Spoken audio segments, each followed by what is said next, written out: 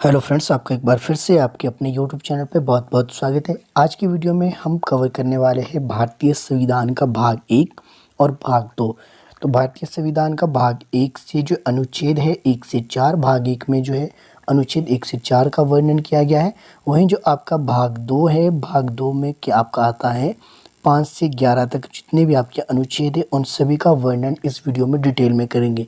चलिए स्टार्ट कर लेते हैं। अगर आप पहली बार है तो चैनल को सब्सक्राइब नहीं अभी पहले आप वीडियो देख लीजिए। अगर आपको पसंद आए उसके बाद सब्सक्राइब कीजिएगा, लाइक कीजिएगा और शेयर जरूर कीजिएगा। चलिए पहला प्रश्न देख लेते हैं। पहला प्रश्न है आपके पास भाग 1, संविधान के भाग 1 में अनुच्छेद 1 से 4 शामिल किए गए। ये आप सभी को ऑलरेडी पता होगा। भाग 1 की बात करते हैं तो भाग 1 का जो विषय क्या है तो वो आपने बताना है। तो हर जो है भाग का जो एक विषय दिया गया है, तो भाग 1 का क्या विषय है, संघ एवं उसका राज्य क्षेत्र। उसी तरह जो भाग 2 है, भाग 2 का क्या विषय है, भाग 2 में नागरिकता का जो है बात की गई है। इसी तरह जितने भी आपके भाग है, भारतीय संविधान जब लागू हुआ था, जब बना था, उस समय कितने भाग थे, उस समय आपकी भारतीय संविधान में 22 भाग थे। 8% कितने भाग है, तो 8% आपके 25 भाग है। तो ये आपने ध्यान रखना है।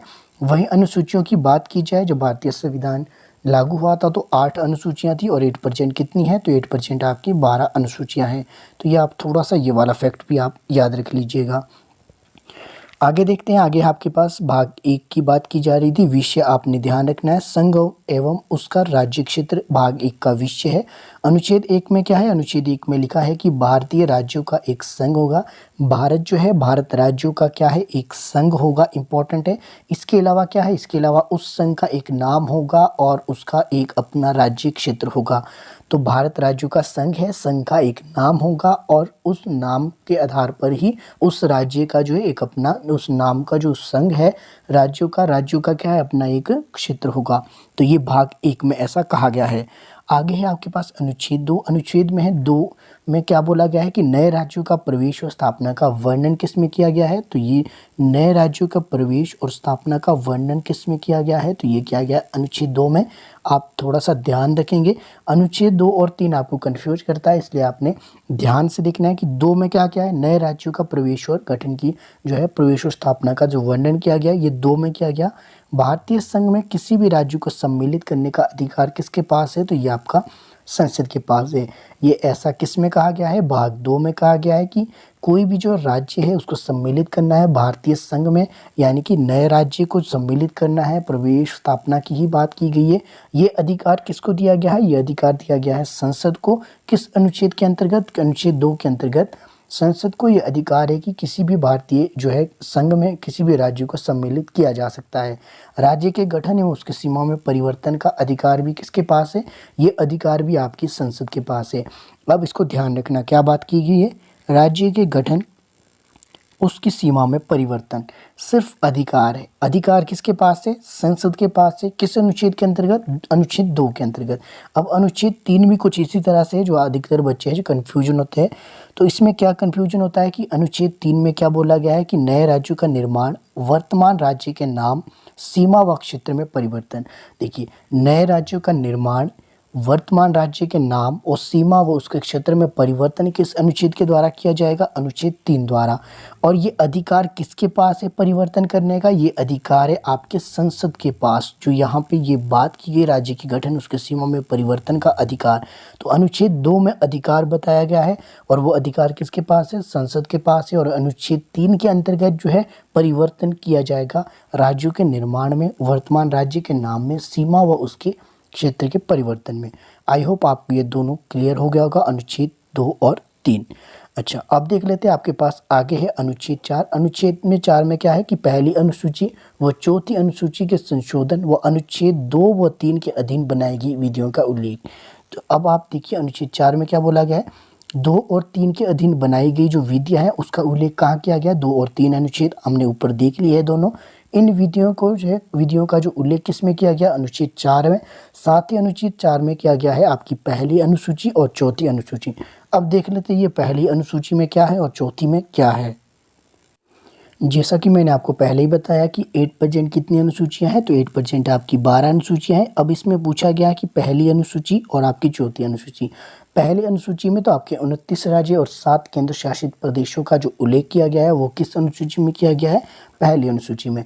अगर चौथी अनुसूची की बात की जाए, चौथी अनुसूची में जो है, चौथी अनुसूची में किसका उल्लेख किया गया है, चौथी अनुसूची में आता है राज्यसभा में विभिन्न राज्यों तथा संघीय क्षेत्रों के प्रतिनिधियों का विवरण किस अनुसूची में मिलता है, तो ये आपका अनुसूची 4 में मिलता है। तो आपने ध्यान रखना है, तो इनका उल्लेख जो है इसमें किस में किया गया है, तो ये आपका अनुच्छेद 4 में किया गया है। याद रखना, पहली अनुसूची और चौथी अनुसूची के संशोधन व अनुच्छेद 2 और 3 के अधीन बनाई गई विधियों का वर्णन आपको अनुच्छेद 4 में मिल जाएगा।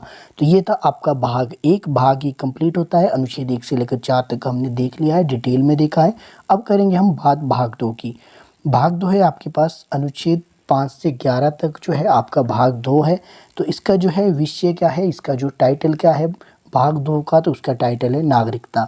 तो नागरिकता संबंधी जो है वो किसका, नागरिकता का जो उल्लेख है किस भाग में मिलता है, तो भाग 2 में मिलता है आपका नागरिकता संबंधी उल्लेख।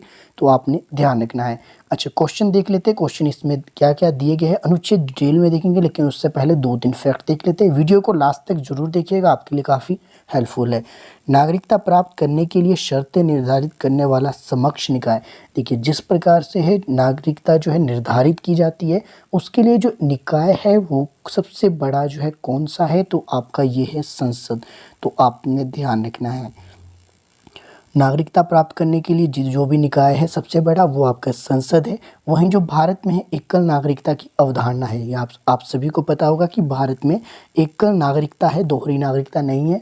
क्योंकि अन्य देशों में क्या है, दोहरी नागरिकता देखी गई है, एक उनकी अपने राज्यों की नागरिकता और एक तो उनकी दूसरे की क्या बोलती है अपनी भारत की या फिर किसी भी अन्य देश की जो है उनके जो है एक उनके अपने देश की नागरिकता। तो दोहरी नागरिकता नहीं है, भारत में एकल नागरिकता है। और एकल नागरिकता की अवधारणा किससे ली गई है, तो ये ली गई है ब्रिटेन से। ये भी इंपॉर्टेंट है, नागरिकता संबंधी क्वेश्चन पूछा जा सकता है। नागरिक बनने के लिए आवश्यक शर्त देखिए क्या है, सबसे पहले भारत में आवश्यक शर्त क्या है कि उसे किसी भी राज्य की सदस्यता लेनी होगी। आपके जितने भी राज्य हैं उन सभी में किसी एक राज्य की सदस्यता पहले उसे लेनी होगी, उसके बाद क्या है उसे भारत की नागरिकता संबंधी अधिकार प्राप्त होंगे और भारत का नागरिक वो कहलाएगा। आगे है आपके पास, आगे है भारतीय नागरिकों को नागरिकता प्राप्त करने के लिए कितनी विधियां हैं, तो 5 विधियां बताई गई है नागरिकता प्राप्त करने के लिए। वहीं जो नागरिकता समाप्त करने की कितनी विधियां हैं, तो ये है आपकी 3 विधियां। ये 5 विधियां कौन कौन सी है और ये 3 विधियां कौन सी है, मैं लास्ट में आपको जरूर बताऊंगा। अब देख लेते हैं पहले कि अनुच्छेद आपकी जो है 5 से 11 में जो आपकी नागरिकता है कौन कौन सी है, डिटेल में देखेंगे। 5 में क्या बोला है, 6 में और 7, 8 में, इस तरह से 11 तक क्या क्या कहा है। तो पहले आपके पास अनुच्छेद 5 आता है। तो अनुच्छेद 5 में क्या है, अनुच्छेद 5 में तो आपका सिर्फ नागरिकता का उल्लेख मिलता है। तो नागरिकता का उल्लेख किस में मिलता है, अनुच्छेद 5 में। अनुच्छेद 6 की बात की जाए तो अनुच्छेद 6 में आपके पाकिस्तान से जो भारत को प्रव्रजन करने वाले कुछ नागरिकों के कुछ व्यक्तियों के नागरिक अधिकार दिए गए। देखिए, पाकिस्तान से प्रव्रजन करेंगे आपके भारत को, तो उनके जो है नागरिकों के अधिकार दिए गए हैं। तो ये आपने ध्यान रखना है अनुच्छेद 6 में। वहीं जो भारत से पाकिस्तान को प्रव्रजन करेंगे उनका जो अधिकार कहाँ है, तो ये आपके अनुच्छेद 7 में दिए गए। ध्यान रखना, 6 और 7 आपने ऐसे याद रखना है। पाकिस्तान से भारत को प्रव्रजन करने वाले अधिकार कहाँ पे है, अनुच्छेद 6 में। और अनुच्छेद 7 में है आपके पाकिस्तान को प्रव्रजन करने वाले भारत से। तो देखिए, पाकिस्तान को प्रव्रजन करने वाले भारत से व्यक्तियों के जो नागरिक अधिकार मिलेंगे आपको अनुच्छेद 7 में। अनुच्छेद 8 की बात की जाए तो भारत से बाहर रहने वाले जितने भी नागरिक हैं उनके अधिकारों का उल्लेख मिलता है आपको अनुच्छेद 8 में। भारत से बाहर रहने वाले यानी कि जिनको हम एनआरआई कहते हैं, नॉन रेजिडेंशियल इंडियन, एनआरआई के अधिकार किस में है, तो ये आपके अनुच्छेद 8 में है। अनुच्छेद 9 बोलता है कि विदेशी राज्यों की नागरिकता स्वेच्छा से अर्जित करने वाले व्यक्तियों का नागरिक ना होना। तो जो व्यक्ति जो है विदेशी राज्य की जो नागरिकता अपनी स्वेच्छा से अर्जित कर लेते हैं उनके संबंधी अधिकार जो है भारतीय अधिकार वो नहीं होगा। दो व्यक्तियों का नागरिक वो भारतीय नागरिक वो नहीं कहलाएंगे, या फिर किस हद तक कहलाएंगे या उनको कौन कौन से अधिकार दिए जाएंगे उसके बाद, तो इसका उल्लेख मिलेगा आपको अनुच्छेद 9 में। आगे है आपके पास अनुच्छेद 10। अनुच्छेद 10 में क्या, नागरिकों के अधिकार का बना रहना, किस कंडीशन में आपके नागरिकों के अधिकार बने रह सकते हैं, तो ये आपका अनुच्छेद 10 की बात की गई है। अनुच्छेद 11 में देखेंगे, अनुच्छेद 11 में आपके संसद द्वारा नागरिकता के अधिकार का विधि द्वारा विनिमय किया जाना। तो याद रखना कि संसद द्वारा नागरिकता के अधिकार का विधि द्वारा विनिमय किया जाना। तो और इसके अलावा क्या है, संसद को नागरिकता विधि बनाने की शक्ति। तो देखिए, संसद को नागरिकता पर विधि बनाने की शक्ति प्राप्त है तो किस अनुच्छेद के अंतर्गत है, तो ये आपके अनुच्छेद 11 के अंतर्गत है। इसके अलावा और एक कुछ फैक्ट देख लेते हैं। नागरिकता जो है अधिनियम कब बना था, ये 1955 में बना था, भारतीय नागरिकता अधिनियम, जिसे कि संसद ने 1986 में संशोधित किया। और इसके तहत क्या है, नागरिकता प्राप्त करने की 5 विधियां दी गई। तो 5 विधियां किस संशोधन के अंतर्गत की गई, 1986 में जो है इसके तहत जो संशोधन किया गया, इसमें 5 विधियां बताई गई भारत की नागरिकता प्राप्त करने की। पहली विधि कौन सी है, आपकी जन्म से, यानी कि जो बच्चे आपके 26 जनवरी 1949 से पहले या इसके पश्चात में जिनका जन्म भारत में हुआ है, या फिर उनके माता पिता में से कोई एक भारतीय नागरिक हो, तो उनको क्या है, नागरिकता प्राप्त हो रही है। जन्म से आपकी पहली नागरिकता है प्राप्त करने की 5 विधियों में से। दूसरा है आपका उत्तराधिकार, आप यहाँ पे देख सकते हैं, इसको आप डिटेल में एक बार खुद जाकर देख लेना। तीसरा है आपका पंजीकरण, उसके बाद है आपका देशीयकरण, और आपका लास्ट में 5वां कौन सा है, भूमि विस्तार या अधिग्रहण। अच्छा, इसके अलावा मैंने आपको बीच में बताया था कि आपकी समाप्त है किस तरह से होगी, समाप्त होगी आपकी परित्याग द्वारा। ठीक है, तो आपने ध्यान रखना है, परित्याग द्वारा इसकी जो है नागरिकता समाप्त की जा सकती है। इसके अलावा आपका जो है पर्यावसान द्वारा, और इसके बाद जो आपका तीसरा है वो है वंचित किया जाना।